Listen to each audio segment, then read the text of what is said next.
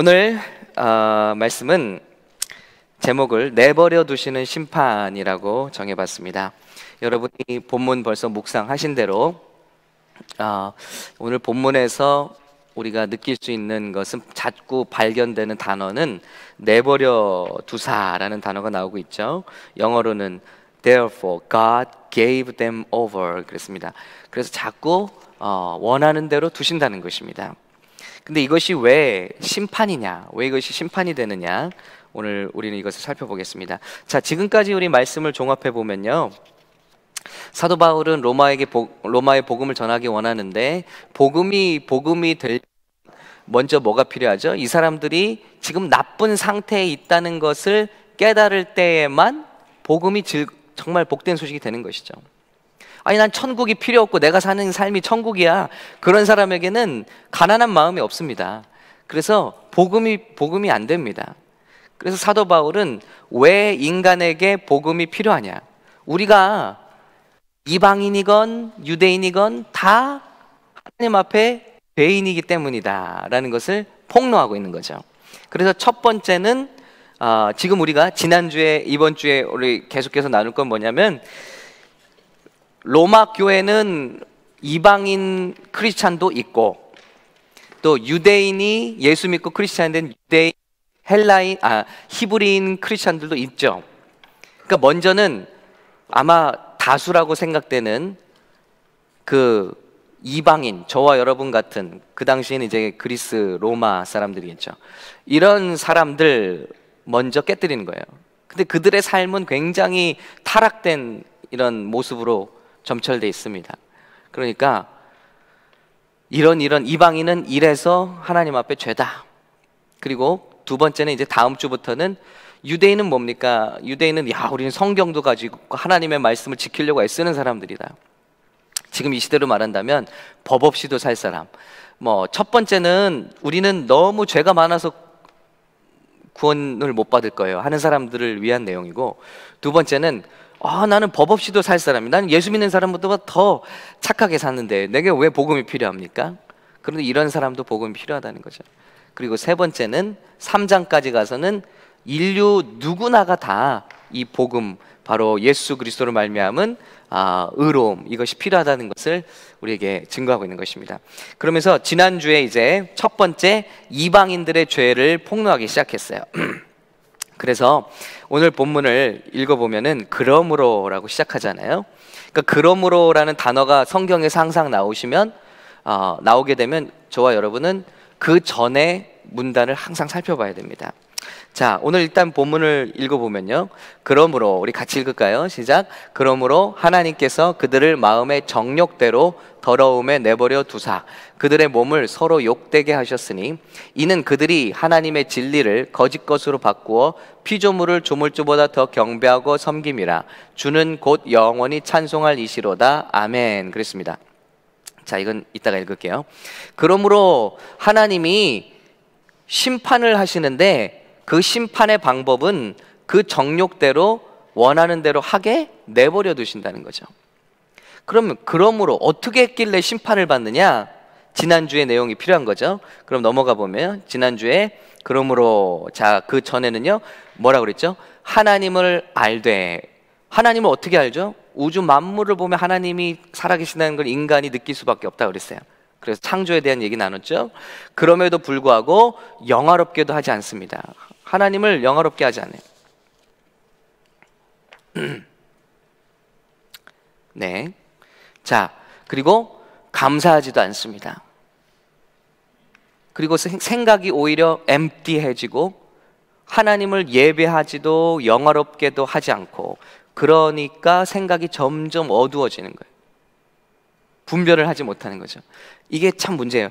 우리 예수 믿는 사람들이 자꾸 예배에 나오고 말씀을 듣고 하나님께 감사하고 찬양하는 삶을 살아야 영이 깨끗하게 유지가 되는 것이죠. 근데 하나님을 안다고 하는 사람들이, 자, 예수를 믿건 안 믿건 이건 해당되는 거예요. 하나님이 살아계신다는 걸 아는 사람들이 하나님을 예배하지도 않아요. 영화롭게 하지도 않고 감사하지도 않아요. 오직 생각이 이 땅의 것에 허무해지고 마음이 어두워집니다. 예수 믿는 저와 여러분도 마찬가지죠. 하나님을 알 때 예배 생활 안 하면요, 우리의 영은 깜깜해집니다. 아무리 목사고 전도사고 딱 2주만 예배 안 드려보면요, 영혼이 깜깜해져요. 그렇죠? 다 체험하신 거죠? 우린 예배할 때 그분을 닮아가게 돼 있습니다. 우린 예배할 때 우리 영혼이 살아나게 돼 있습니다. 왜냐하면 사람은 떡으로만 사는 것이 아니라 하나님의 입에서 나오는 말씀과 그분의 영적인 호흡으로 우리가 살고 있기 때문에 그분을 닮고 그분의 영광을 취하는 것은 예배하는 것입니다. 그분께 감사하는 것입니다. 감사하면 영혼이 살아나요. 그죠? 그런데 생각이 허무해지고 마음이 어두워지죠. 그러지도 않죠. 그러니까 우리가 뭐라 그러죠? 우리는 굉장히 지혜롭다고 스스로 우리 그냥 클레임하는 거예요. 우리가 지혜롭다고 말하지만 사실은 어리석어졌다는 거죠. 하나님 보시기엔 인간은 하나님 없이 이렇게 할 수 있다, 우리 과학이 이렇게 발전했다 말하는데 사실은 굉장히 어리석은 일을 하고 있죠. 우리 한국의 위성 이름이 무궁화잖아요. 이 무궁화 위성에 얽힌 이야기, 우리가 무궁화 위성 1호를 1995년에 띄웠다고 합니다. 95년. 가만히 있자. 이때쯤 태어난 청년도 있지 않아요? 97년생이야? 야, 네. 무궁화 1호보다 네가 더 어리다. 그래. 95년에 처음 위성을 쌓으려는데요, 올라가는 과정에서 부스터가 분리되지 않아서 위성의 수명이 절반으로 단축됐대요. 큰 사고죠. 위성 하나가 수십억인데요. 그러니까 이제 무궁화 2호를 띄우는 96년에는요, 여기 케네디 우주센터에서 띄웠는데 돼지머리 놓고 고사를 지냈대요. 그런 일들이 일어나지 않게 해달라고. 그래서 여러분 생각해 보세요. 우주선 띄우는데 돼지머리 놓고 제사를 지냈으니 한국에서도 이슈가 됐고 미국에서 온 해외에서 이게 뭐냐. 예. 근데 더 웃긴 게 있더라고요. 저는 이 얘기를 찾으려고 검색을 했는데 그거보다 더 웃긴 얘기겠더라고요. 99년에는 무궁화 3호를 쐈습니다. 2005년에는 무궁화 5호를 발사했습니다. 그러면 여러분 여기서 드는 질문은 4호는 어디 갔죠? 예. 죽을 싸자. 그래서 부정 탄다고 4호가 없어요. 여러분 놀랍지 않아요? 엄청난 과학으로 우리가 참 똑똑하다고 자부하고 우주선을 쏘아 올리는데 미국은 13일 날 안 쏜대요. 예. 아폴로 13호가 10일 날 올라갔다가 13일 날 사고가 났대요. 예. 그것도 하늘에서 유성을 맞았대요. 예. 그러니까 그건 거의 0%의 확률이라고 하더라고요. 우주 공간에 올라가서 그 유성 커밋? 예? 그걸 맞은 거예요. 그 0%의 확률인데 그걸 맞아갖고 13일 날 이제 추락했다고 그래서 그 다음부터는 미국도 13일 날 안 쏜대요. 여러분 우리 인간이 그렇게 일본 하면은 굉장히 기술이 발전한 나라잖아요. 근데 일본 오사카 단기 선교를 2번 갔는데 저는 깜짝 놀랐는데 일본같이 미신을 섬기는 나라가 없더라고요. 동네마다 거기도 조그만 공원들이 있는데 그 공원마다 다 사당이 져 있어요. 그 사당 안에 뭐 들어 앉아 있는지 아세요? 이거 고양이 신. 예. 다 그 신상 들어 앉아 있어요. 그래서 향 피우고 거기서 숭배하고 귀신 그렇게 무서워하고. 야, 이게 우리 인간의 모습이다.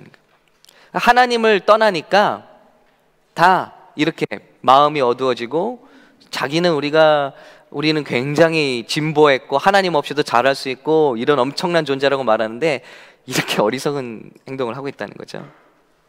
뿐만이 아니라 하나님의 영광을 대체했죠. 그래서 우리 지난주 말씀을 보시면 뭐라고 그랬죠?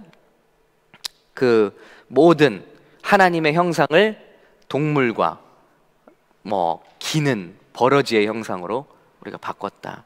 그래서 우리는 하나님을 경배하지 않으면 항상 누군가를 경배합니다. 근데 그게 하나님을 찾아가는 게 아니고 정상에서 다 내려가는 거라고 그랬습니다. 다 자기의 신을, 자기를 기쁘게 하는 것을 섬기기 위해서. 그래서 많은 사람들이 얘기하는 것처럼 우리는 다 결국 하나의 신을 섬기러 가는 게 아닌가요? 아니요. 반대로 하나님으로부터 떠난 인간은 각자 자기의 무화과 나무 잎을 가지고 자기를 만족시킬 신을 향해서 내려가고 있는 중이다. 이런 말씀을 나눴습니다. 자, 그러므로가 그걸 다 포함하는 거예요. 자, 하나님을 알되 영화롭게도 하지 않고 감사하지도 않고 허망해지고 마음이 어두워지고 그래서 정말 이런 엉뚱한 일들을 할 때 하나님께서는 그러므로 그들의 마음의 정욕대로 그들을 내버려 두었다 하는 거예요. 내버려 두사. 그래서 그들이 하고 싶은 대로 서로를 욕되게 하는 것으로 내버려 두셨다. 그러니까 아까 집사님 말씀하셨는데 하나님은 굉장히 인격적이세요. 예수를 믿겠다고 결정하는 것도 우리에게 맡겨두시고 결국 예수를 믿지 않고 나는 이 길을 가겠다는 것도 정말 특별한 경우, 바울 같은 경우, 사도 바울 같은 경우는 아니고는 그냥 두신다. 우리에게 주신 의지를 존중하신다는 거죠. 그래서 우리가 아무 변명할 수가 없죠. 마지막 주님의 방법은 내버려 두시는 것입니다. 그러니까 하나님은 어떤 경우에는 때리시죠. 그러니까 이거는 차라리 축복이죠. 그렇죠? 예를 들어 뭐 그런 거 있잖아요. 예, 뭐 헌금을 떼먹었더니 이렇게 사고가 나요. 아니면 티켓을 먹어요. 그래서 헌금보다 더 큰 거를 내게 돼 있어요. 제가 겪은 거 얘기하는 겁니다. 예, 그러니까 그렇게 되면은 아유, 예, 그렇지. 예, 참 하나님의 손바닥 안에 있는 거예요. 그걸 경험하게 되죠. 아니 뭐 불법을 해도 불법을 저질러도 아무런 일이 안 늘어나요. 그거 좋은 게 아니라는 거예요. 그래서 성경에서는 악인의 형통을 부러워하지 말라고 그랬습니다. 우리가 뭔가를 예수를 믿는 사람 저와 여러분이 뭔가를 실수하고 뭔가를 잘못하는데 그러면 이렇게 때리시는 게 있어요. 뭔가 이렇게 웨이크업 콜이 있어요. 그건 우리가 주님께 사랑받고 있다는 증거죠. 그런데 내가 무슨 잘못을 해도 하나님이 내버려 두세요. 겁이 없어지죠. 그게 좋은 게 아니라는 거죠. 근데 하나님의 첫 번째 심판은 아마 징계라면 마지막 심판은 내버려 두시는 거다. 그래서 오늘 참 의미심장한 말인데 우리 영국의 우리 문학가는 오스카 와일드는 이렇게 말했습니다. 신들은 사람을 벌하고 싶을 때 사람의 기도에 응답한다. 예, 이분은 뭐 하나님에 대해서 쓴 건 아니에요. 근데 사람이 언제 망가지느냐, 언제 고통을 경험하느냐, 자기가 원하는 대로 다 이루어질 때 사람이 제일 망가진다는 거죠. 그래서 신들이 인간을 심판할 때 자기가 원하는 모든 기도에 다 응답한다. 원하는 대로. 아주 맞는 말이죠. 하나님께서 인간을 심판하시는 방법은 징계도 있지만 내버려 두시는 것도 있다는 것이죠. 근데 오늘 말씀은 그 내버려 두심에 대해서 말씀하시는 거예요. 자, 이는 그들이 하나님의 진리를 거짓 것으로 바꾸어 피조물을 조물주보다 더 경배하고 섬김이라. 그 피조물 중에서도 자기를 경배하죠. 그게 곧 우상이라는 것입니다. 주는 곧 영원히 찬송할 이시로다. 여기 다시 한번 분명히 하고 있죠. 오직 찬송 받으실 이는 주님이시다. 아멘 하고 있습니다.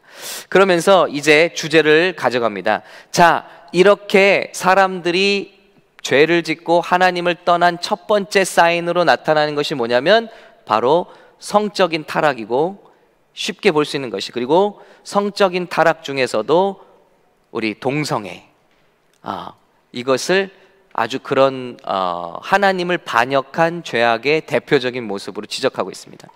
그래서 우리 26절, 27절 한번 같이 읽을까요? 시작. 이 때문에 하나님께서 그들을 부끄러운 욕심에 내버려 두셨으니 곧 그들의 여자들도 순리대로 쓸 것을 바꾸어 영리로 쓰며 그와 같이 남자들도 순리대로 여자 쓰기를 버리고 서로 향하여 음욕이 부릴 듯하며 남자가 남자와 더불어 부끄러운 일을 행하여 그들의 그릇 때문에 상당한 보응을 그들 자신이 받았느니라. 동성애 얘기하고 있죠. 뭐 로마는 굉장히 지금 이것이 창궐한 그런 현재 상황입니다. 그러니까 그런 상황의 교회들에서도 분명히 성도들이 그걸 고전하고 있었을 것이고, 또 교회 문반 나가면 이런 것들이 가득한 세계에서 살고 있는 사람들이죠. 그런데 이런 것이 하나님의 지금 심판 속에 있는 것이다. 왜냐? 의도적으로 우리가 죄를 짓고 하나님을 떠날 때, 그러므로 하나님께서 그들의 마음의 정욕대로 내버려 두신다. 영어로는 Therefore God gave them over. 자, 근데 재밌어요. 첫 번째는 처음에는 그 정욕대로, sinful desire, 그들의 정욕대로 내버려 두신다. 그리고 그 다음에 내버려 두신다는 또 어디 나오죠? 26절.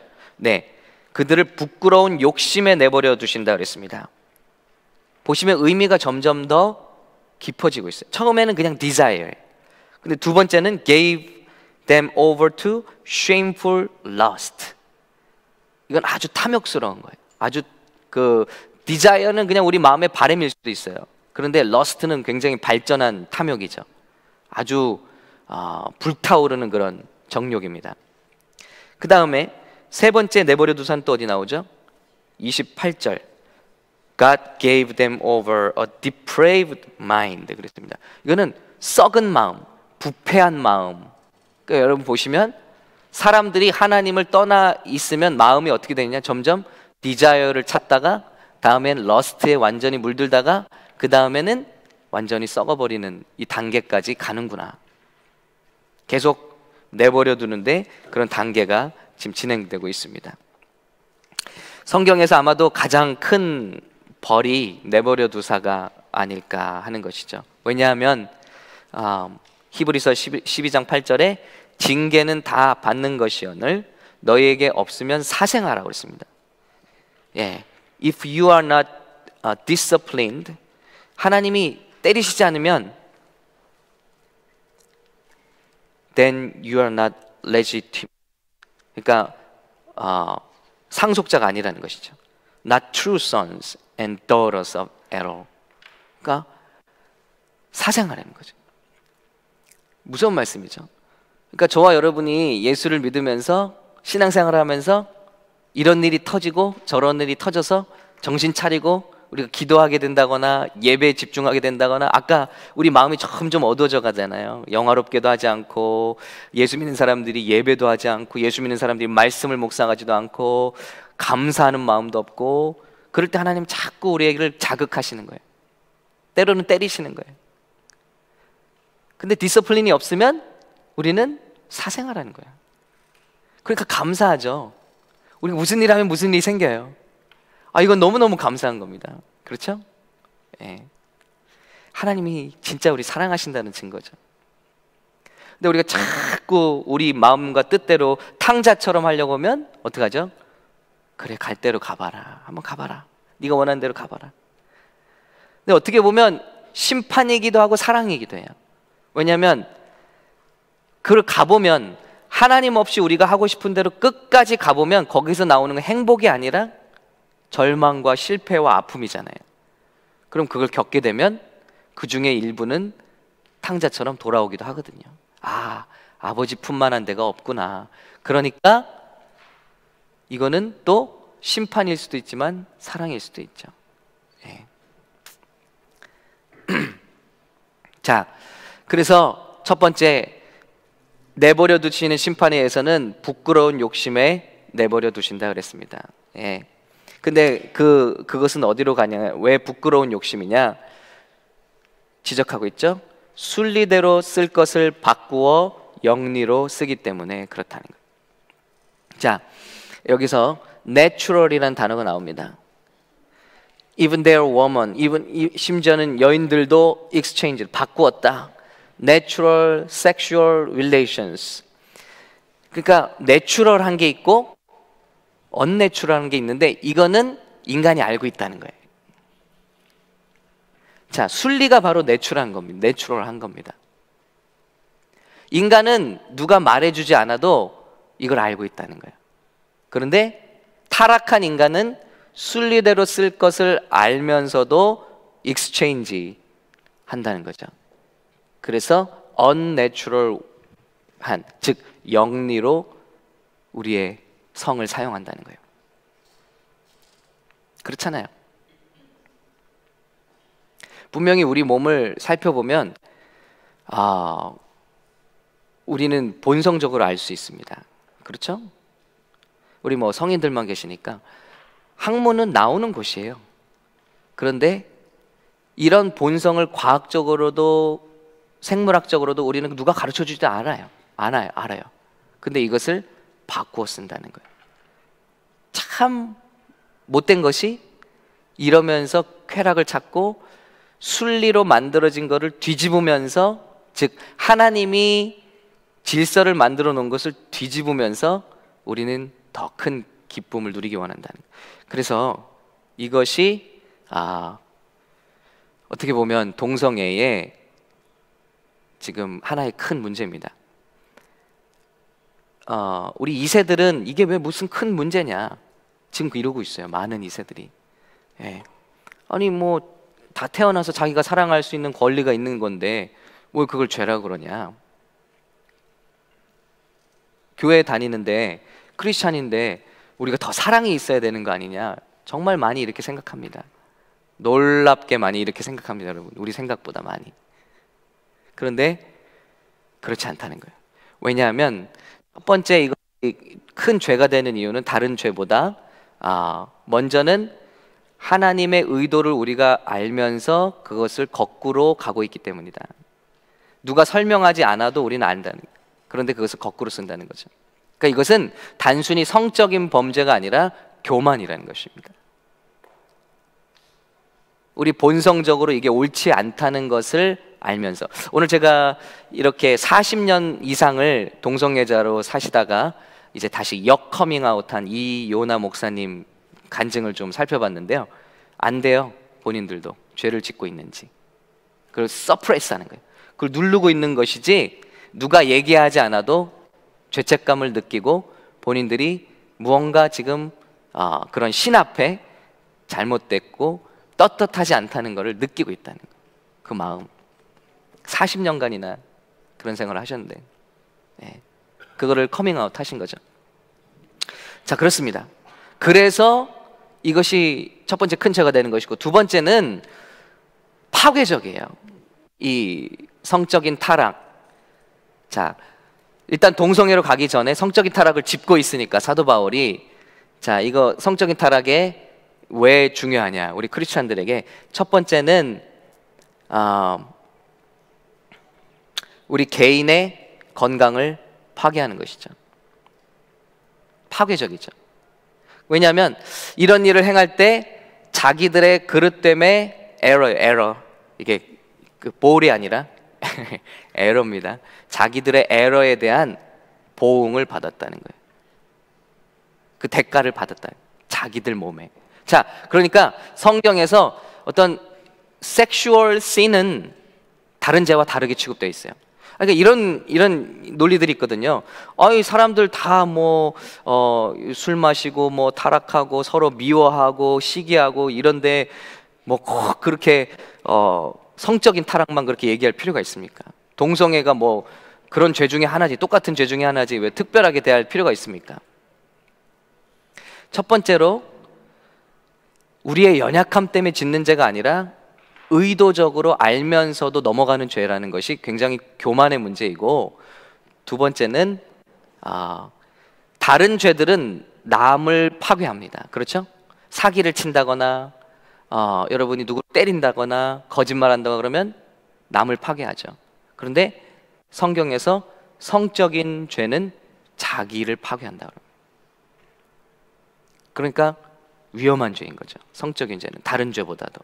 자, 왜냐하면 성적인 죄는 자신의 몸에 짓는 죄라고 그랬습니다. 그래서 고린도전서 6장 16절에 이렇게 말했습니다. 우리 같이 한번 읽을게요. 시작. 창녀와 합하는 자는 그와 한 몸인 줄을 알지 못하느냐. 일러스되 둘이 한 육체가 된다 하셨나니 주와 합하는 자는 한 영이니라. 음행을 피하라. 사람이 범하는 죄마다 몸 밖에 있거니와 음행하는 자는 자기 몸에 죄를 범하느니라. 영어로 보면 이렇게 돼 있어요. Flee from, flee from, 멀리하라. Sexual immorality, 성적인 부도덕에서 도망하라. All other sins, 다른 죄는 outside the body, 몸 밖으로 짓는 죄지만, but whoever sins sexually, 성적인 죄는 sins against their own body, 그 자신의 몸에 죄를 짓는, 데미지를 자신에게 준다는 거예요. 왜냐?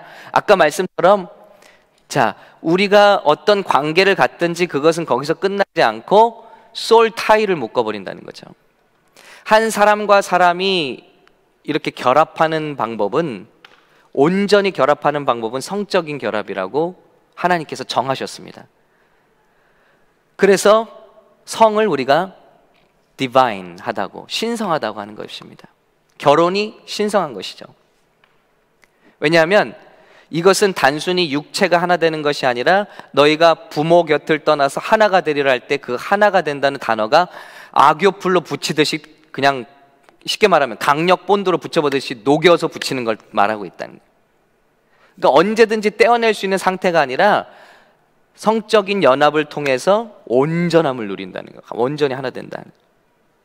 그러니까 이것이 떨어질 때는 서로가 찢겨나가는 영적인 고통을 경험하는 거죠. 제가 언젠가 말씀드렸습니다마는 전혀 문제가 없던 한 청년이 한 여인과 한 자매와 교제를 하면서 갑자기 자살 충동이 들어오더라는 거예요. 한 번도 그런 생각을 안 해봤어요, 살면서. 근데 언제부턴가 생각을 해보니까 그런 자매와 그런 관계를 갖고 나서부터. 근데 그 자매가 항상 하는 말이 뭐냐면 실제로 자살 기도 몇 번 그었고 죽고 싶다. 이게 굉장한 미스테리고 신비죠. 그래서 부부들은 영적으로 하나입니다. 이걸 별개로 취급하면 안 돼요. 똑같습니다. 정상적인 부부라면요. 정상적인 부부라면 생각과 마음과 방향, 이것이 일치합니다. 부부 사이에는 비밀이 없어야 됩니다. 비밀이 없습니다. 왜냐하면 하나예요. 이 사이에는 하나님도 이것을 연합으로 인정하셨고, 이 사이에는 목사도 끼어들 수 없고 부모도 끼어들 수 없고 자녀도 끼어들 수 없죠. 그냥 하나입니다. 이게 신비거든요. 그래서 아까 창기와 합하는 자는 그와 한 몸이 된다가 바로 그런 것입니다. 우리가 이런 것들은 남에게 짓는 죄 같지만은 자기를 망치는 거예요. 왜냐하면 그 모든 생각들과 모든 그런 마음의 감정의 쓰레기들이 다 내게로 들어오는 문을 연다는 거죠. 그래서 희한하죠. 참 제가 그런 케이스를 많이 봤어요. 청년들을 오랫동안 하다 보니까 참 애가 순수하고 참 괜찮았는데 아주 거짓말 잘하고 뭐 이렇게 아주 그런 친구와 어울리더니 똑같이 됐어요. 너무너무 신기해. 얘는 이런 애가 절대 아닌데 똑같이 돼버리는 거예요. 이게 하나가 돼버리는 거죠. 하나님은 이런 일을 이제 부부의 연합을 통해서 이루기를 원하고 계시다는 거죠. 그렇기 때문에 성경에서 음행은 한마디로 말한다면 결혼 외의 성관계를 다 포함하고 있습니다. 그러니까 혼전 성관계도 말하는 것이고, 그리고 혼외 정사도 말하는 것이죠. 이런 것들을 하나님이 미워하시고, 그리고 그런 것들을 통해서 우리의 몸이 망가진다는 거예요. 우리 생각도 피폐해지고. 그렇기 때문에 우리는 이것을 정말 중요하게 생각해요. 첫 번째, 성관계는 단순히 그런 기쁨이나 쾌락의 도구가 아니라 하나님의 선물이고, 그것을 통해서 우리가 좋아질 수도 있고 굉장히 데미지를 입을 수도 있다는 거예요. 성은 하나님의 선물이잖아요. 그렇죠?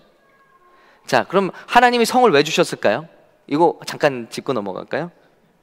굉장히 어려운 게 성인데, 하나님이 우리에게 선물로 성을 주셨습니다. 왜 주셨을까요? 한번 정리해 볼까요? 일단 기쁨을 누리는 거 우리가 부정할 수 없습니다. 그렇죠? 인간으로서 성을 통해서 기쁨을 누리죠. 아니신 표정들이 많이 부정할 수 없는 거예요. 아닌 척하지 말자고요. 자, 두 번째는요. 하나님 우리가 성을 통해서 기쁨 누리기를 원하십니다. 예. 두 번째는 연합을 경험할 수 있고요. 한 사람과 사람이 온전히 연합하는 길은 이것입니다. 또요? 그렇죠. 자손입니다. 하나님 이것을 통해서 하나님의 백성들을 멀티플라이 하라는 명령을 주셨죠. 예. 천사가 왜 우리를 흠모할까요? 그들은 하나님을 섬기라고 지음받았지만 우리처럼 멀티플라이 할 수가 없어요. 하나님의 자녀들을 생산할 수가 없습니다. 그리고 우리는 육체가 있는 동안 회개도 할 수 있고, 근데 그들은 회개할 수가 없어요. 한 번만 반역하면 그대로 데블이 되는 것이죠. 이블 스피릿이 되는 것이죠. 네. 그런 것들이 있을 거예요.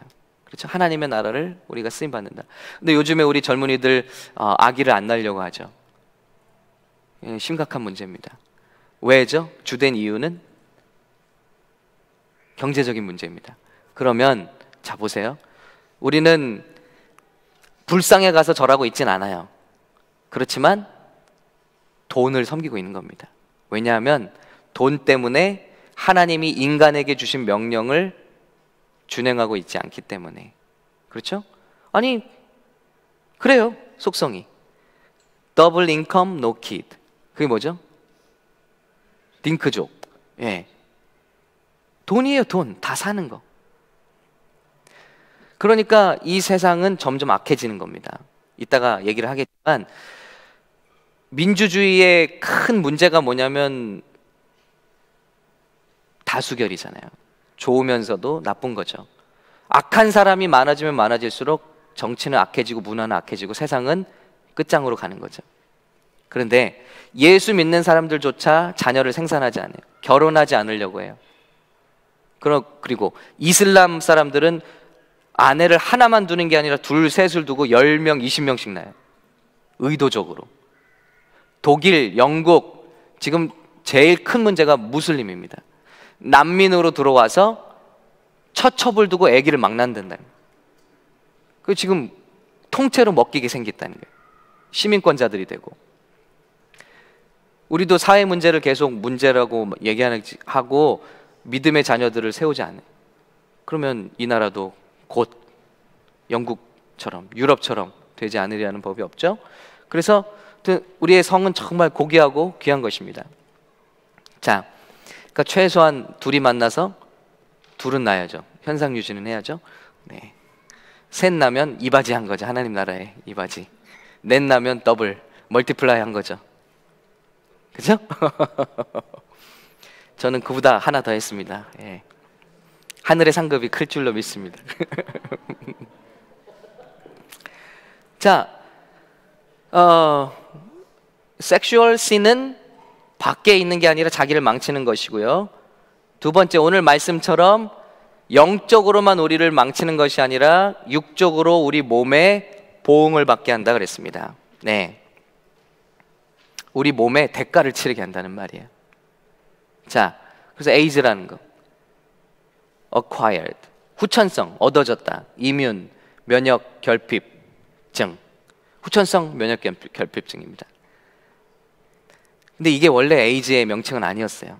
이게 원래 명칭은 GRID입니다. 이건 뭐냐면 Gay Related Immune Deficiency, 게이들에 의해서 전염되는 면역 결핍증이다. 근데 이것을 없애버렸죠. 동성애 쪽에서 이것을 쓰게 만들었죠. 후천성으로. 자, 그만큼 지금 조직적이고 계획적이고 엄청난 돈과 물량을 투입하고 있습니다. 노력하고 있어요. 이거를 퍼뜨리려고, 이것에 대한 부정적 이미지를 없애려고. 자, 이 피해가 엄청납니다. 오늘 그 백과를 조사해 보니까 에이즈 사망자가 2,800만 명입니다. 예. 영어로 모르겠어. 예. 오케이.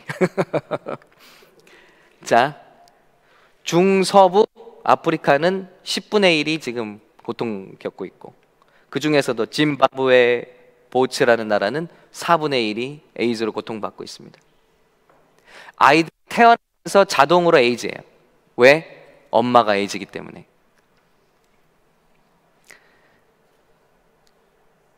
이렇게 개인을 파괴하고 더 나아가서는 가정을 파괴하죠. 자, 이 동성애가 굉장히 로맨틱하고 깔끔하고 굉장히 나이스한 걸 우리가 착각하게 만들죠.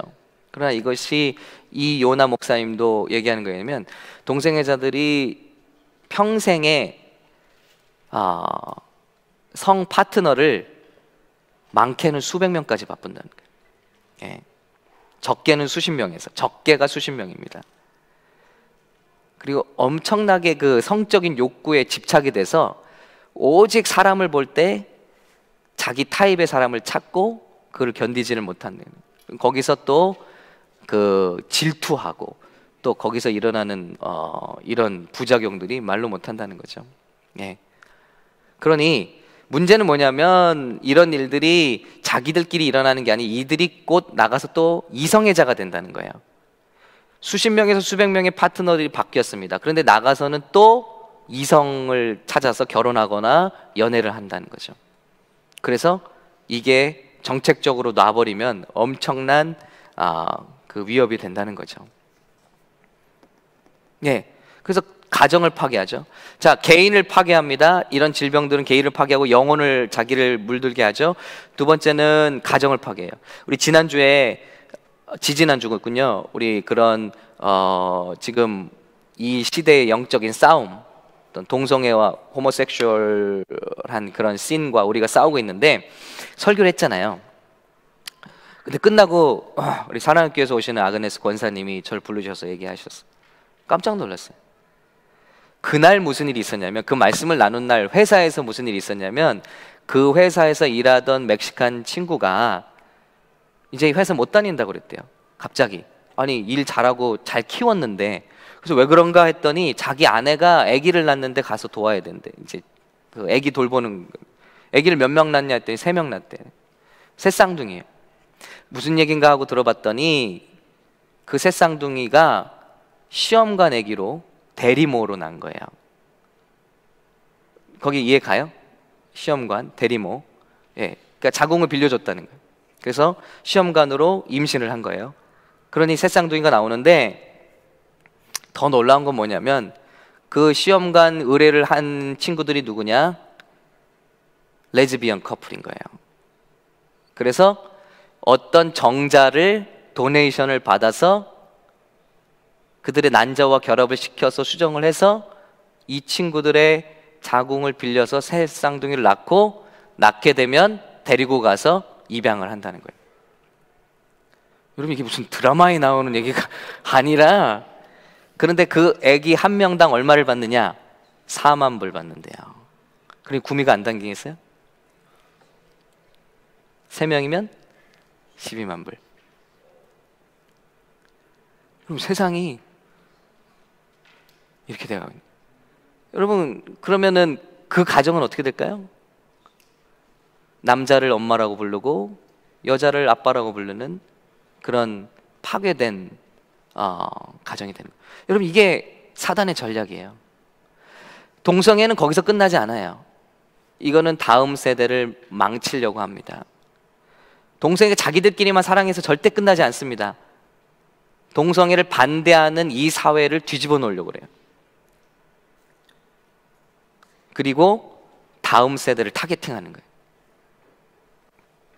그래서 가정을 무너뜨리죠.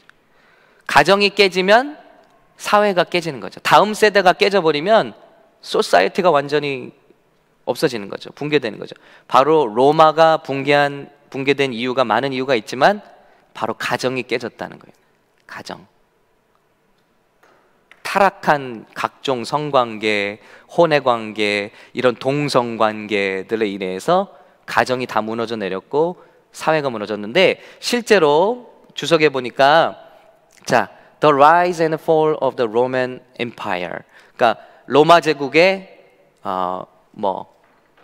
성쇠라고 할까요? 로마 제국의 일어남과 망함 이런 거에서 가는 책 제목이고요.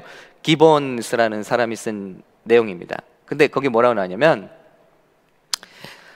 로마가 멸망한 이유 중에 하나가 뭐냐? 이걸 엿볼 수 있는 건데 마지막 로마 시대의 15명의 황제 중에 14명이 동성애자였다는 거. 그리고 그뿐만이 아니라 not only were they homosexual, but they appointed. 그들만이 그런 것이 아니라 장군들과 총독들을 다 동성애자들로 임명했다는 거예요. 그러니까 로마 제국의 마지막 때는 개판이었던 거죠. 그래, 이 결과가 뭐냐? 이 결과가 뭐냐? 군인들이 전의를 상실했다는 거예요. 연회장이 돼버린 거예요, 군대가. 그런데 몽골도 그렇고 그 알렉산더 대왕도 그렇고 이렇게 순식간에 나라를 차지한 나라들, 로마도 그렇죠. 호전적인 나라들은요, 그 호전성을 잃어버리는 순간 망해버립니다. 계속 뻗어나가는 거예요. 남성 어떤 그런 상을 가지고 전투하면서 땅을 차지한 나라들은 전쟁을 하지 않으면 망해버리는, 다 역사상 그렇습니다. 평화 시대가 오면 망해요. 로마가 바로 그런 모습으로 망했다는 것입니다. 네. 그래서 단순히 한 사람을 파괴하는 게 아니라 가정을 파괴할 뿐만 아니라 사회를 다 파괴합니다. 그래서 하나님은 이것을 아시기 때문에 이것을 못하게 하시는 거예요. 자, 여기 그런 마지막 말이 있나요? Sin is not bad because it's forbidden.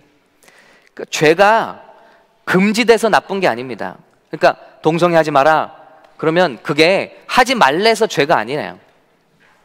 It's forbidden because it's bad.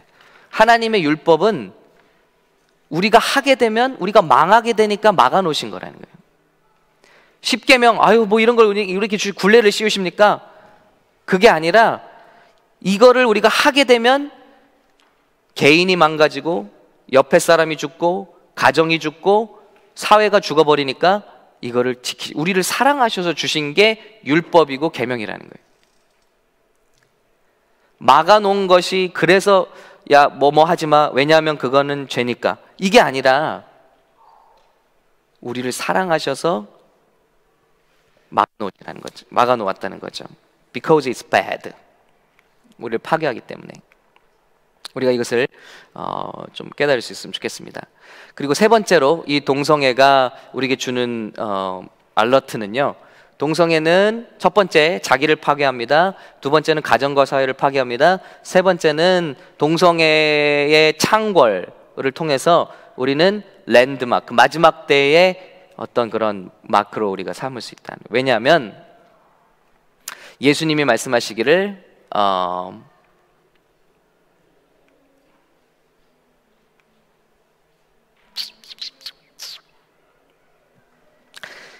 여기 있네요.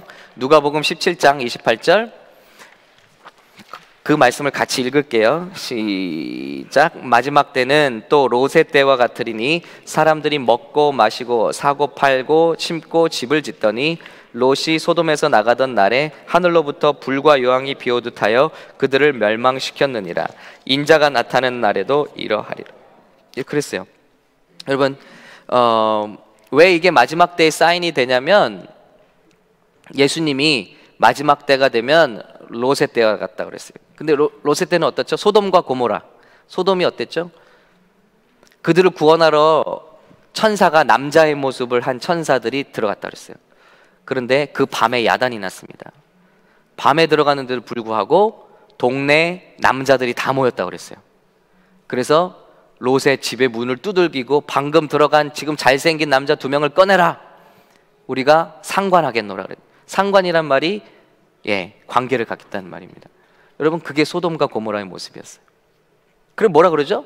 롯이 아니 여기 아직 남자를 알지 못하는 내 딸들이 있는데 그들을 내어줄 테니 좀 참으라 그랬습니다. 근데 뭐라 그러죠? 우리는 네 딸들에겐 관심 없고 그 남자들 내놔라는, 남자들. 이게 심판을 당했던 소돔과 고모라의 마지막 모습이었어요. 유황불로 심판을 당하죠. 그런데 예수님이 그 얘기를 꺼내시는 거예요. 마지막 때에 그와 같은 타락이 있을 것이라는 거예요. 근데 왜 인류의 어떤 나라들인지 로마도 그렇고 뭐 폼페이 그런 화산 그런 것도 그렇고, 왜 이렇게 사람들의 문명이 발전됐다가 한순간에 이렇게 멸망하는 걸까요? 하나님이 왜 때론 멸망시켜요? 소돔과 고모라처럼 불로 다 멸망시켜 버릴까요? 하나님 나쁜 분이야. 그런데 그렇게 하지 않으면 이 성적인 타락은 아까 보신 것처럼 스스로 가만히 있지 않고 퍼지게 되면 인류 전체의 파멸을 가져오고, 그리고 그게 마지막이라는 것입니다. 그렇기 때문에 하나님은 이것을 마지막 경고로 삼으시는 거예요. 근데 마지막 때, 인자가 오실 때 이렇게 세상이 하나의 랜드마크가 될 거라는 거예요. 여러분, 그렇다면 이건 피할 수가 없는 거예요. 그렇죠? 예수님이 말씀하셨으니까 이건 일어날 일이에요. 그럼 우리는 어떻게 될까요? 늦춰야 되는 거죠. 우리가 기도한다고 이 법들이 안 통과될까요? 왜냐하면 예수님 말씀하셨어요. 이건 피할 수 없는 일이야. 세상은 그렇게 될 거야. 그런데 왜 우리가 싸워야 되죠? 투쟁해야 되죠? 여러분, 왜 시민권자들은 투표해야 되죠? 이걸 늦춰야 돼요. 왜냐하면 이게 성적인 타락, 특별히 동성애가 어떤 사인이 되는데, 이것이 너무 가버리면 하나님도 돌이키실 수가 없는 거예요. 이거를 심판해야지만 사는 거예요. 소돔과 고모라를 싹 그 지역을 불로 없앨 수밖에 없는 거예요. 다른 옵션이 없는 거예요. 왜냐하면 그 정도로 창궐해버리면 인간이 인간답게 살 수가 없는 거죠. 아니, 여자를 내준데도 만족이 안 되는 거예요. 아니, 됐다. 남자네나. 너무나 무서운 세상 아니에요? 그리고 네가 어떻게 우리한테 심판관이 되려고 하느냐 하면서 막 따지죠.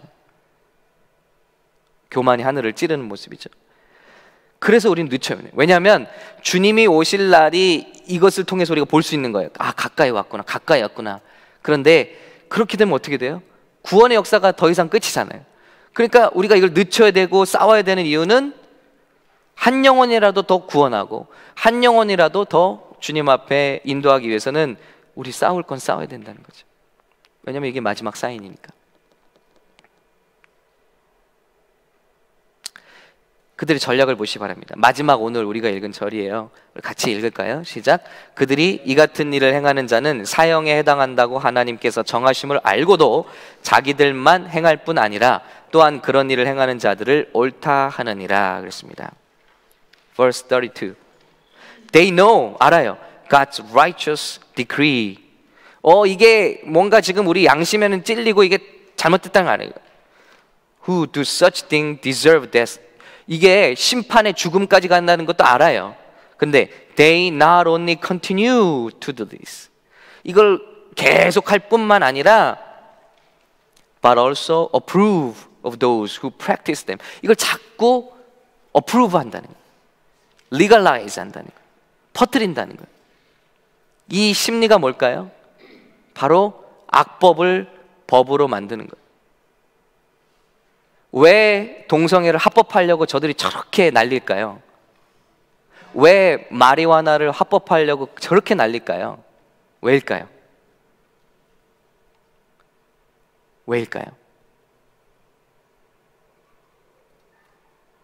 마크 집사님, 왜일까요? 민태, 왜일까요? 생각나시는 대로. 마크 집사님, 왜일까요? 왜 이렇게 합법화하려고 할까요? 이런 것들을. 악한 세력들은. 이 배후에 누가 있는 거죠? 사단이 있는 거죠. 왜 이걸 리갈라이즈하고 자꾸. 자, 이게 되게 웃긴 게 뭐냐면요, 이 동성애자들은요 자기들의 이익을 보호해 달라는 거예요. 그렇죠? 그런데 거기서 끝나지가 않는 거예요. 아니, 자기들이 동성애를 할 권리가 있으면 우리들은 이성애를 할 권리가 있는 거잖아요. 근데 이 사람들은 자기들이 하는 거를 우리에게 강요하는 거예요. 그래서 아니, 자기들도 하기 원하면 우리들 가만하게 내버려둬야 돼요. 근데 가만히 있는 우리를 역차별하죠. 공격해버려요. 케이크 사건이 그거 아니에요. 아니 내 신앙에 의해서, 내 양심에 의해서 안 만들어줄 수도 있는 거예요. 그런데 그걸 이거는 아니다. 그리고 공격해버리잖아요. 없애버리려고 하잖아요. 이게 문제예요. 그들은 가만히 있지 않아요. 굉장히 조직적이고 체계적이고 힘을 모아서, 돈을 모아서 법을 만들고 이거를 체계적으로 하나씩 하나씩 집행해 가고 있다. 왜죠? 왜 이렇게 법을 만드는 걸까? 이 사람들은. 이거 우리가 잘 알아야 돼요. 법을 만들면, 합법화되면 사람들의 양심이 굳어집니다. 그래서 더 이상 죄를 지어도 죄인지 모르게 돼요. 그렇게 되면 회개하지 않아요. 그런 시대가 오면 소돔과 고모라 같은 시대가 되는 거예요. 이게 너무나 당연하고, 아까 unnatural 하다는 단어가 나왔죠. It's not natural. 이런 개념이 없어지는 거예요. It's natural. Why bother? 왜냐하면 어려서부터 이게 내추럴한 거라고 배웠으니까. 그래서 이 모든 사단의 이 계략은 어린이들 공격하는 거예요. 다음 세대, next generation. legalize 하고 next generation 들어가는 거예요. 선생님들. 그러면 아이들이 클 때 어떻게 될까요? 괜찮아. 그리고 오히려 이거를 정죄하는 성경을 잘못됐다고 하겠죠. 이게 제대로 그들의 작전대로 되는 겁니다. 하나님을 대적하는 거예요. 하나님이 우리를 굴레 씌우려고 준 게 아니잖아요.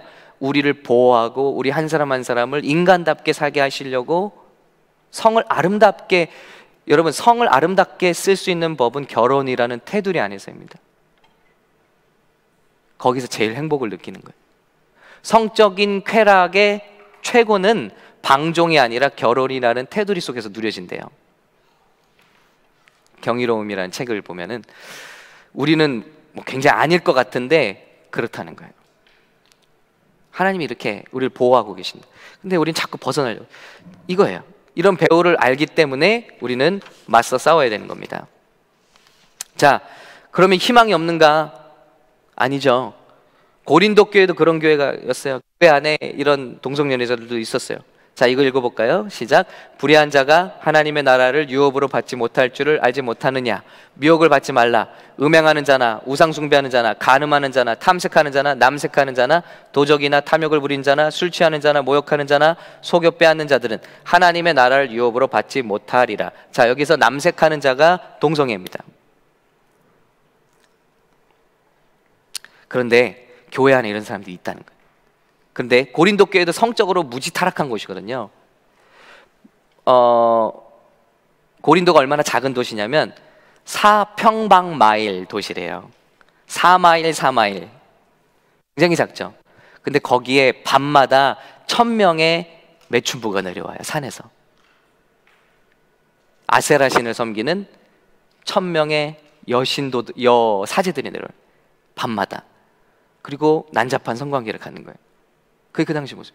그러니 교회 안에도 여기서 갓 믿고 온 이런 성도들이 있는 거죠.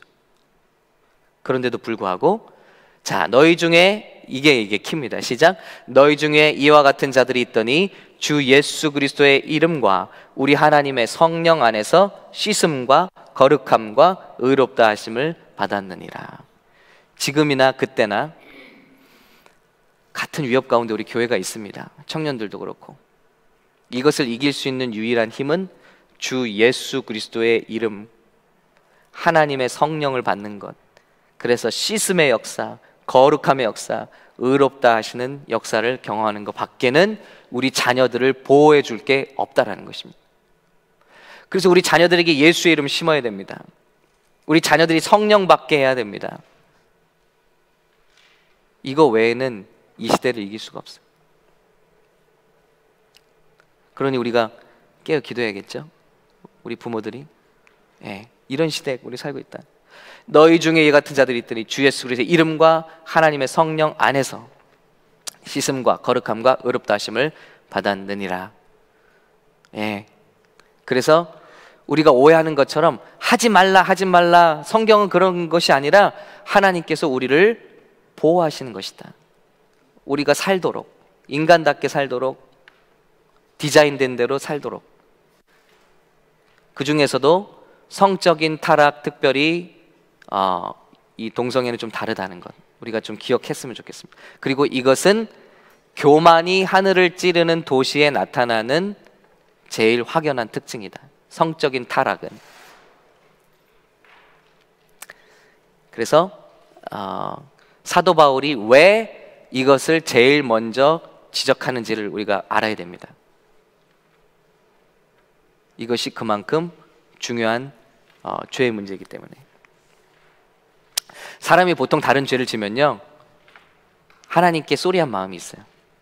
근데 이런 죄는 자기만 할 뿐만 아니라 다른 사람도 하게끔 자꾸 만든다는 거죠. 예. 이래서 이것이 굉장히 위험한 그 죄가 되는 것입니다. 우리가 해야 할 일은 기도하고 회개해야 될 것입니다. 우리의 타락과 어떤 이런 상을요, 이 도시를, 그리고 우리 자녀들을 위해서 기도해야 될 겁니다. 이 도시를 위해서. 자, 그리고 아까 말씀드린 대로 우리가 이거를 되돌릴 수는 없어요. 그러나 늦출 수는 있죠. 이 싸움을, 왜냐하면 예수님 말씀하셨어요. 마지막 때를 향해 우린 가고 있어요. 그러니까 이거는 피할 수 없지만 늦출 수는 있어요. 저는 이번에 여러 가지 문제를 우리 트럼프 대통령이 만들었지만 민주당이 오바마 대통령이 돼서 엄청나게 많은 것들을 밀어붙였잖아요. 불과 5년, 10년 안에 엄청나게 진보시켜 버렸습니다. 진보라는 게 뭐냐면 멸망을 향해 모든 걸 다 합법화해 버렸어요. 근데 지금 이것을 하나씩 다시 철회하고 낙태 철회 이런, 그러죠? 동성애 철회 이런 거 자꾸 하는 것이 저는 뭐가 느껴지냐면 하나님이 우리에게 시간을 주고 회개할 시간, 마지막 기도할 시간. 물론 다른 나쁜 부분이 있을 거예요. 그러나 보수적으로 이걸 잠깐 주신 건 이건 기회다, 기회. 마지막 기회라고 생각하는 거예요. 그래서 우리가 해야 될 일은 뭐죠? 진리를 교육해야 돼요. 동성애는 왜 나쁘냐? 하나님이 하지 말랬으니까. 그러면 굉장히 편협하고 얼마나 그래요? 이러해서 이게 결국 하나님의 사랑이야. 이걸 깨달을 수 있도록 우리 자녀들에게 가르쳐야 돼요. 성경에 그랬으면 하지 마. 그럼 자녀들이 튕겨나가요. 그리고 투표해야 됩니다. 투표해야 됩니다. 예수 믿는 사람 투표해야 됩니다. 지금 이번에 투표에 이런 법안들이 있다잖아요. 자녀들에게 성교육 허가 없이 할 수 있는 그런 법안이 올라왔다면서요. 그거 반대해야죠. 아니면 이거 예스 노가 여기는 헷갈리던데, 저는 시민권자가 아니지만 여러분, 시민권자 여러분, 성도 여러분 꼭 투표하셔야 됩니다. 안 그러면 이런 것들이 통과돼요. 자, 그런 모습을, 클라스의 모습을 한번 보여드릴게요. 실제로 지금 일어나는 그런 클라스예요.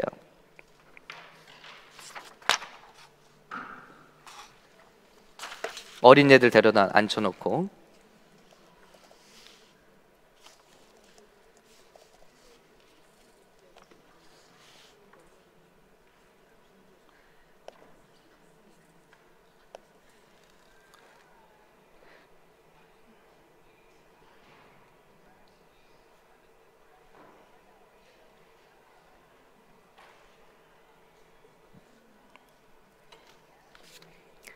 자,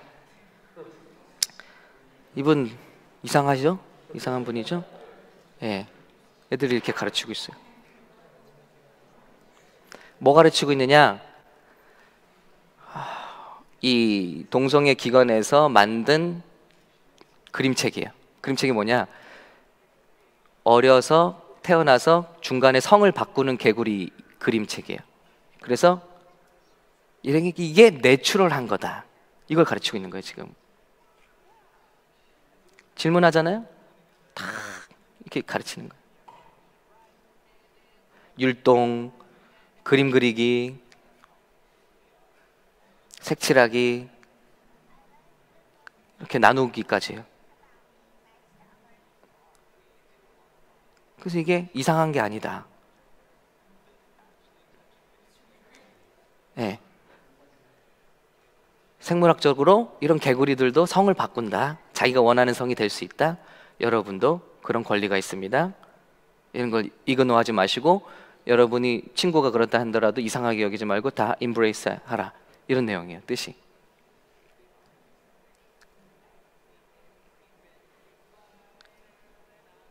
애들이 참 잘 배워요. 예?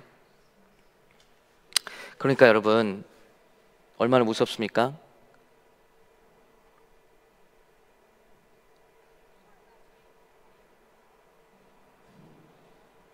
예.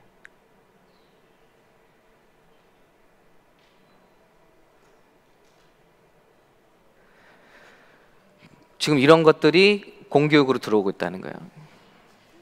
그리고 그거를 부모의 허락 없이 할 수 있도록 지금 리갈라이즈 하는 거예요. 옛날에는 이거 페이퍼에 사인을 해야 되는데 이젠 그거 없이도. 그리고 중요한 게 있어요. 그러면 믿는 사람도 뭐라 그러면 그때 학교 안 보내지. 근데 그 법안이 뭐냐면 anytime, 미리 노티스 하잖아요. 어느 때든지 들어와서 그냥 얘들아 이런 관계. 그리고 거기서 가르치는 내용이 뭐냐? 학문 선교를 가르친대. 학문, 어린애들한테. 이건 굉장히 내추럴한 사랑의 방법이야 하고 가르친다는 거. 그리고 그런 가르치는 한 방법이 얘가 여자애들 2명을 앞으로 나오게. 그리고 서로 이렇게 만져봐. 느낌이 어때? 내추럴한 거야. 이렇게 가르친다는 거. 여러분, 불과 10년 전에는 우리가 상상할 수 없던 일들이 지금 쓰나미처럼 밀려오고 있는데 지금 이때가, 그래서 저는 자다가도 일어날 때라는 거예요. 우리 청년들, 그럼 우리 애들 다 학교에서 뺄까요? 아니, 그런 분들도 많아요. 학교 공교육 못 보내겠다. 뺄까요? 진짜 중요한 건 애들을 학교에서 빼는 게 아니라 애들에게 그리스도의 이름 주고 그리고 성령을 받게 하는 것입니다.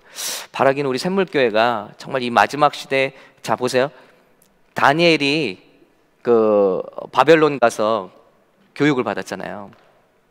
그럼 우리는 뭐 대학교 가서 진화론 배우고 뭐 이러면 그러면 학교를 가지 말아야 될까 봐요. 신학교나 갈까 봐요. 믿음 좋은 애들은 그 신학교 다 가 있죠. 그래서 다 빌빌거려요. 예. 뭐 이것도 아니고 저것도 아닌 애들이 너무 많아요. 돈도 못 벌고 뭐 능력도 없고 전문가도 아니고 신학교 하다가 포기하고 뭐 이런 애들도 많고. 그게 아니라 다니엘은 바벨론으로 들어가서 최고가 됐습니다. 그런데 바벨론 교육이 뭐냐면요, 무당교육이 무당교육. 점성술, 천문학, 이건 그 당시에 다 그들의 신을 섬기는 별자리 공부 뭐 이런 것들이에요. 근데 이거를 다 받은 거예요. 받았는데 그것을 받은 것이 자기 중심을 바꾸지를 못한 거예요. 왜냐하면 하나님께 어려서부터 하나님께 드려졌기 때문에. 그들의 교육, 어렸을 때 교육, 그들의 신앙. 근데 이런 것들을 다 배워서 그 나라를 바꿔버리는 거예요. 높은 자리에 올라가서 나라를 바꾸는 거죠. 좀 이런 게 필요하지 않나. 근데 그걸 할 수 있는 곳은 가정이고, 1차적으로는 가정이고, 두 번째는 우리 교회들입니다.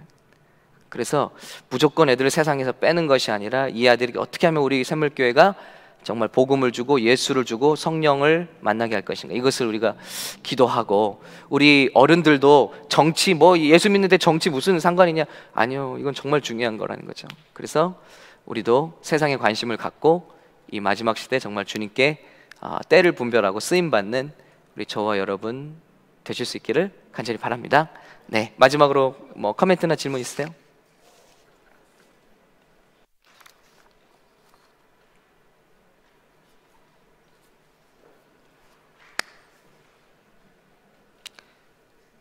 질문도 좋아요. 네.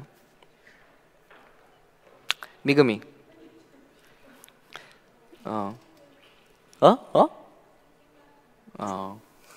그래. 생각 좀 해. 네.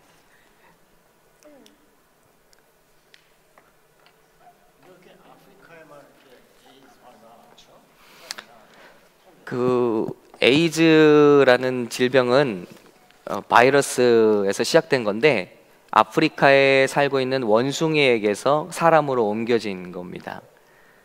그래서 이 바이러스는 특징이 사람의 면역 체계, 즉 병균을 잡아먹는 세포를 공격해요. 근데 이제 그거에 대해서도 이제 추측이 많죠. 어떻게 원숭이에 있는 바이러스가, 근데 이 바이러스는 점액이나 체액이나 혈액을 통해서 감염이 됩니다. 그렇기 때문에 성관계가 이 두 가지를 다 교환하는 거잖아요. 그렇기 때문에 수열과 성관계를 통해서 전염이 되는 것인데, 그러면 최초에 이것은 수간에서 온 것이 아니냐, 즉 동물과의 관계에서 온 것이 아니냐라고 추측을 하고 있죠. 예. 한쪽에서는 이제 동성애 쪽에서는 아프리카가 개발되면서 이 원숭이들을 가공하는 과정에 일꾼들이 이제 옮긴 것이다라고 하지만, 그러나 일반적인 감염 루트는 성관계를 통한 것으로 밝혀지고 있어요. 그래서 아프리카에 있는 원숭이에서 시작했기 때문에 아무래도 아프리카 제일 많고, 지금 그런 것들이 의학적인 도움 없이, 어떤 지식 없이 무분별한 성관계와 또 이런 것들을 통해서 막 퍼져나갔기 때문에 아프리카에서 제일 많죠. 또 그런 교육이 없었고요. 그걸 방지하는 교육. 그러니까 성관계 한번 갖고 막 걸려버리고, 안타깝게도 그런 어머니가 또 아기를 낳아버리고, 그러니까 아이들도 나면서부터 아이지, 그렇게 되는 거죠. 좋은 질문이. 그래서 이게 동성애 끝은 동성애가 아닌 거 아시죠? 동성애 다음에는 수간으로 갑니다. 다음 수순이 있습니다. 동성애가 합법화되니까 되니까 바로 나왔죠? 동물과의 결혼을 합법화해달라. 자기 개와의 혼인을 하게 해달라. 그건 지금 기각당했어요. 그런데 수순이 있는 거예요. 다음 단계. 그래서 점점 desire에서 lust, 그 다음에는 뭐죠? depraved, 썩은 정신 상태로 점점 가는 거죠. 그래서 하나하나 벽이 무너지면 다음 벽이 다가오는 거예요. 우리는 그걸 알아야 됩니다. 이 사람들이 다음 원하는 게 뭐냐? 다음 원하는 게 뭐냐? 그렇게 되면, 자, 동성애가 완전히 합법화되고 이걸 반대하는 목소리가 제자가 되기 시작하면 교회 탄압이에요. 그 다음은 목사들 다 집어넣는 거죠. 그렇기 때문에 우리는 이 심각성을 알아야 되는 거죠. 실제로 오바마 대통령 말기에 어느 주였죠, 그게? 거기서 문제가 됐잖아요. 그 주지사가 우리 주에서는 목사들이 설교할 때 다 원고를 제출하라고 그랬어요. 그거 어디지? 텍사스예요? 근데 그게 이제 트럼프 대통령 들어오면서 이제 좀 캔슬 됐죠. 원고를 제출하는 거예요, 목사들이. 그게 무슨 진짜 탄압인가요? 자, 우리 한번 기도하겠습니다. 하나님, 참 우리가 이 단순히 죄가 물려오는 게 아니라 이제 정말 그 마지막 때를 향해 우리가 가고 있는데, 이때 하나님 우리가 깨게 도와주시고 더욱더 하나님을 알고 영화롭게 하고 감사하고, 그리고 하나님의 진리를 선포하고 다음 세대를 정말 주님 앞에 강한 용사로 세울 수 있는, 죄와 타협하지 않고 지금 죄에 탐닉하지 않는 크리스찬 우리 하나하나가 되게 하시고, 우리 가정 되게 하시고, 우리 샘물교회가 그 마지막 전쟁에 쓰임받는 교회가 되게 해달라고 우리 다시 한번 합심으로 기도하시겠습니다.